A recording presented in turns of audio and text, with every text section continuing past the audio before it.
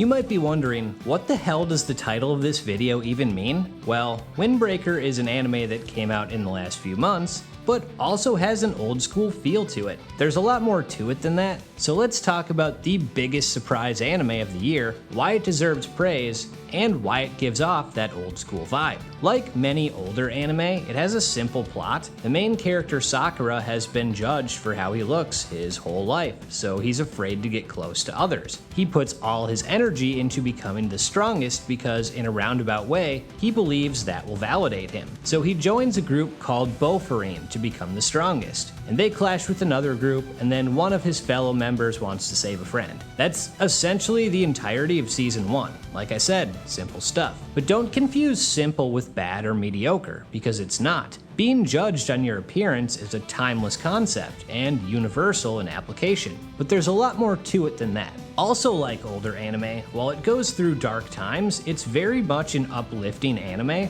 That's not something I expected, but it is something that's really enhanced my viewing. Is it absurd that this town doesn't have police and relies on high school students to protect them? Absolutely. That doesn't make it any less heartwarming to see the citizens cheer them on, though. The way an outcast like Sakura was accepted in episode 1 and how that molds his character as the season continues into being elected leader of his class has a lot of weight to it. Ironically, the reason he wants to become the strongest is to be accepted, but the second he shows up in town, he already is. The story of a man who has already accomplished his real goal, but doesn't realize it, feels fresh and familiar at the same time. When he's trying to figure out how to lead effectively, it's cool how Kaji, who is essentially a mirror image of Sakura, confides in him that you can't do everything on your own, and you don't need a specific goal to lead. His reliance on others has made him better, and if Sakura does the same, it'll help him grow as well. Which again, perfectly fits what Sakura truly desires anyway. This is 100% a character-driven show, and it's details like this that make it as enjoyable as it is. One that thrives on basic but meaningful storytelling, and that really gives it an old school vibe.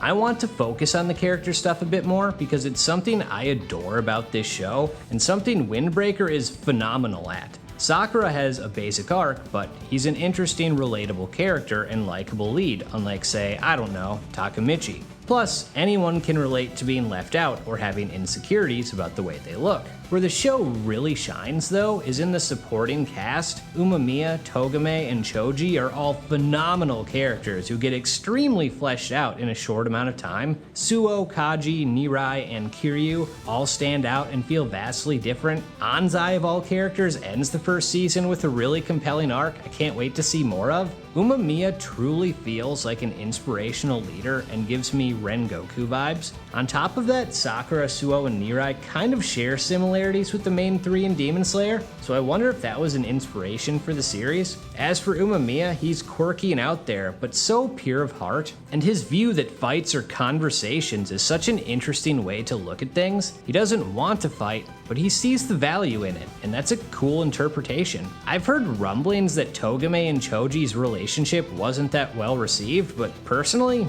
I loved it. Choji unnecessarily tying freedom to strength leads to the predictable outcome of learning that when you are the pinnacle of strength and value that over everything else, that's going to actually lead to extreme loneliness. That loneliness spirals into madness. Dude really tried his best to speedrun his way to insanity, and this leads to Togame taking the burden on himself to protect his friend's reputation. There's so much symbolism in the scenes that they share, and I think a lot of people miss that and should give those scenes a rewatch. What also makes them great is they are polar opposites and opposites attract. Choji is short, outgoing, chaotic, and does everything quickly, while Togame is tall, quiet, and moves at a snail's pace. It even matches their fighting styles, where Toji is all about speed and being unpredictable, where Togame is a methodical brute. Total opposites, but best friends. The impressive part about all of this is that we're given so much information on these characters in such a short amount of time.